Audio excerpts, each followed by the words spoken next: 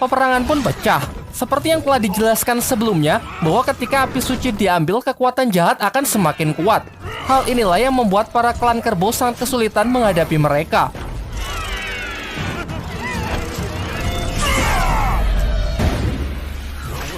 Dalam pertempuran itu, Duoji sang Perdana Menteri lengah yang membuatnya terkena racun dari salah satu siluman lebah. Meski sedikit terlambat, Wucheng berhasil membantunya.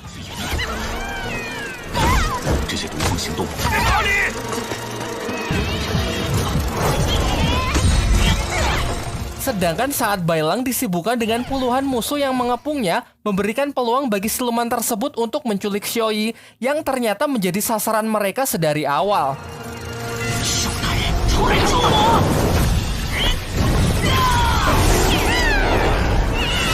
Bailang yang emosi mengeluarkan kekuatan roh naganya bermaksud untuk mengejar. Tetapi jumlah musuh yang terlalu banyak membuatnya tak bisa menyelamatkan Xiaoyi. Setelah pertarungan berakhir, Biksu Tong pun mendesak Raja Kerbau agar segera pergi ke markas siluman lebah demi menyelamatkan Xiaoyi. Menanggapi hal itu, siluman kerbau terlihat sangat pesimis karena ia sudah bertahun-tahun mencari sarang dari siluman lebah, akan tetapi tak pernah menemukannya. Di tengah pembicaraan mereka, Duoji sang Perdana Menteri menyela dan mengatakan kalau lebah beracun itu sudah menghisap darahnya sehingga ia bisa melacak keberadaan mereka. Sementara itu, para siluman lebah telah berhasil membawa Xiaoyi kembali ke sarangnya untuk diserahkan kepada sang ratu. Terungkap bahwa ternyata Ratu Siluman Lebah telah membuat kesepakatan dengan para dewa untuk menangkap Xiaoyi yang nantinya akan ditukarkan dengan sebuah pil yang telah dimasak selama ribuan tahun.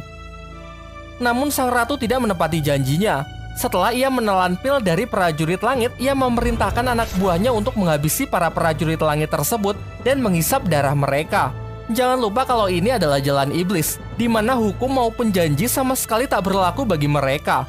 Terlihat dengan darah yang telah berhasil mereka kumpulkan, menetaskan bayi-bayi siluman lebah yang memperkuat pasukannya.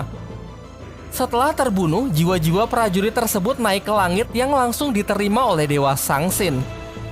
Dewa Sangsin memanglah selalu mengumpulkan jiwa-jiwa dari prajurit langit yang gugur saat menjalankan tugasnya untuk memastikan mereka akan terlahir kembali di kehidupan berikutnya. Namun meskipun sudah gugur, setiap kelopak yang mewakili jiwa mereka membawa pesan yang menggambarkan kondisi terakhir mereka. Tak lama setelah itu, Dewa Sangsin secara tak sengaja menabrak seorang petugas langit yang membawa sebuah gulungan mencurigakan terlihat sedang terburu-buru. Ternyata petugas itu pergi ke ruangan Kaisar Langit untuk menyerahkan gulungan tersebut yang di dalamnya memuat informasi mengenai tempat persembunyian Dewa Rulai yang keberadaannya tak diketahui setelah merebut api suci. Tak ingin ambil resiko, Kaisar Langit pun langsung membunuh petugas tersebut agar rencananya tetap aman. Kaisar Langit yang sudah tidak sabar untuk meringkus Dewa Rulai memerintahkan Guang Mutian merupakan salah satu dari keempat Raja Langit penjaga gerbang utara untuk pergi ke lokasi yang tertera dalam gulungan tersebut. Ia juga memanggil Raja Gerbang Timur yang telah kita saksikan kehebatannya di bagian sebelumnya untuk menangkap Dewa Rulai. Bagaimanapun juga Dewa Rulai harus segera ditangkap baik dalam keadaan hidup maupun mati. Diam-diam Dewa Sangsin mendengar pembicaraan mereka. Dewa Sangsin yang tengah menikmati secangkir kopi mengingat kembali kejadian dulu saat hubungannya masih baik dengan Dewa Rulai. Kala itu pasca kematian Sun Wukong, Dewa Sangsin berkunjung ke tempatnya. Ia menanyakan pandangan Dewa Rulai mengenai Sun Wukong karena seperti yang kita tahu, Dewa Rulai cukup dekat dengan Sun Wukong. Dewa Rulai pun mengatakan kalau menurutnya Wukong bisa melihat apa yang tidak bisa dilihat oleh orang lain. Mungkin saja ia benar mengenai kerajaan langit yang mulai menyimpang dari jalan kebenaran. Namun Dewa Sangsin yang tak senang dengan jawabannya bergegas pergi karena tak ingin menggoyahkan kepercayaannya kepada Kaisar Langit. Sedangkan Dewa Rulai yang masih berusaha meyakinkannya mengatakan kalau suatu hari pasti ia akan membuktikannya. Singkat cerita, dua dewa yang diperintahkan telah sampai di Kutub Utara. Berdasarkan informasi yang diberikan, tempat inilah yang menjadi tempat persembunyian dari Dewa Rulai. Dewa Barat yang kesal karena tak menemukan apa-apa mengamuk dengan melepaskan tembakan-tembakan petirnya berharap Dewa Rulai keluar.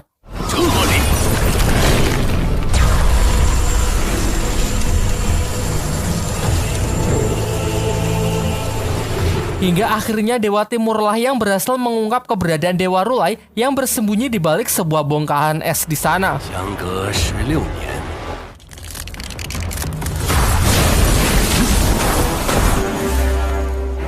Dewa Rulai yang sudah tidak bisa sembunyi lagi tak punya pilihan lain selain menghadapi mereka berdua. Pertarungan pun tak terelakkan. Lantas Dewa Timur langsung berubah ke mode sangarnya, melipat gandakan kekuatan, kecepatan, serta pertahanannya. Sementara Dewa Barat pun juga sama sekali tak sungkan, langsung melepaskan serangan jurus petirnya untuk memulai pertarungan. Dewa Rulai sempat terlihat kewalahan mengatasi serangan kombinasi mereka. Namun ternyata yang mereka hadapi hanyalah salah satu dari bayangannya. Sedangkan yang asli diperlihatkan bersemedi dengan santainya. Dewa Timur kembali maju dengan tinju apinya, namun tanpa bergerak satu jari pun serangannya dapat dihentikan dengan mudah menggunakan belenggu air milik Dewa Rulai.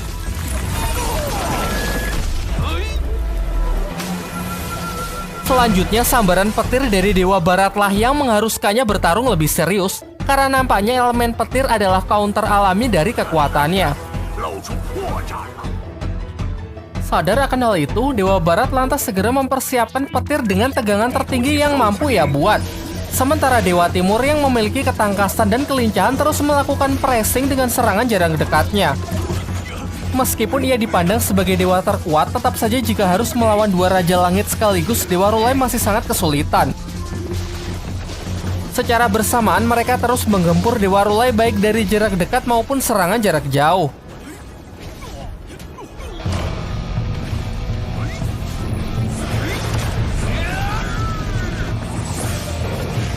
Bahkan di bawah tekanan dari pukulan Dewa Timur, ia masih sempat bergerak cepat untuk menghentikan amukan dari petir Dewa Barat.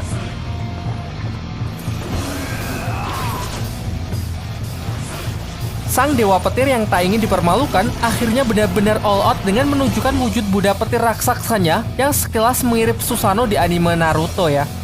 Ketika Dewa Rulai melompat ingin menyerangnya dari jarak dekat, Susanoo tersebut langsung menggepreknya.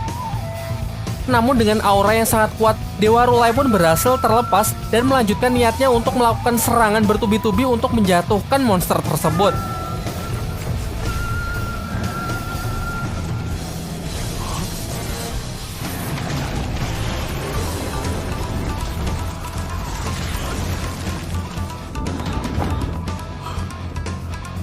Lalu, Dewa Barat menyalurkan seluruh energinya untuk membuat semacam palu raksasa berlapis petir biru dengan kecepatan tinggi.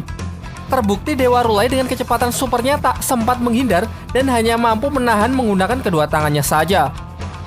Hal ini membuat pertahanannya terbuka yang kemudian dimanfaatkan Dewa Timur untuk menyelesaikan pertarungan tersebut.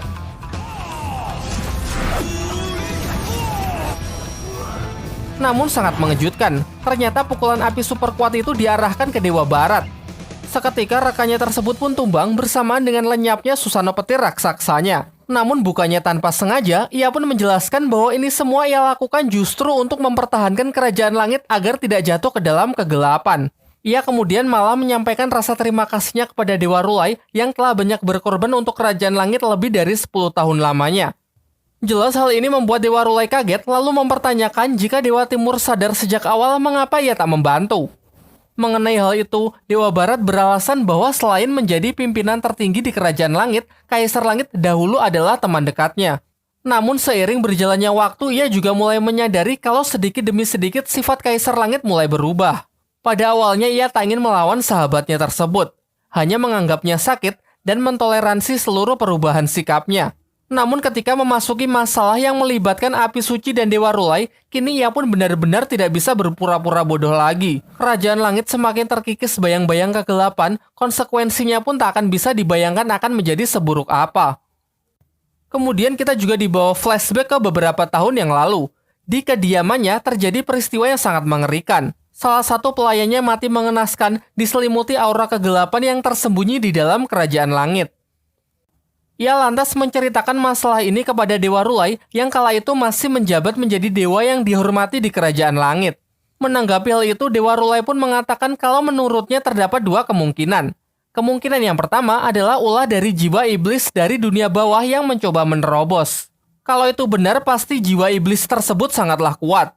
Namun yang sulit dikatakan adalah kemungkinan kedua, yaitu kegelapan tersebut tumbuh dan berkembang di dalam Istana Langit itu sendiri. Sekarang setelah rangkaian peristiwa yang terjadi, ia pun mulai mengerti Lantas ia pun mempercayakan Dewa Rulai untuk pergi demi mendapatkan lebih banyak petunjuk lagi agar kebenaran dapat kembali ditegakkan. Sedangkan Dewa Timur akan tetap tinggal menunggu pasukan langit yang pasti akan segera datang untuk menangkapnya. Ia juga menyuruh Dewa Rulai agar tidak cemas karena ia sudah memiliki rencana tersendiri. Dan benar saja, sesaat setelah Dewa Rulai pergi, pasukan langit pun datang untuk menangkapnya atas perintah dari Kaisar Langit. Kaisar Langit pun benar-benar tidak menyangka jika teman yang sangat ia percaya bersekongkol dengan Dewa Rulai untuk mengkhianatinya. Ia lalu menegaskan bahwa ini adalah dosa yang tidak terampuni. Lanjut ke bagian 8. Tetapi mungkin agak lama karena serialnya sendiri masih ongoing ya. Jadi sembari menunggu, akan disajikan beberapa alur cerita lain. Semoga kalian suka. Dan jangan lupa subscribe. Jarang-jarang loh saya minta subscribe. Ya kan? Jarang-jarang kan?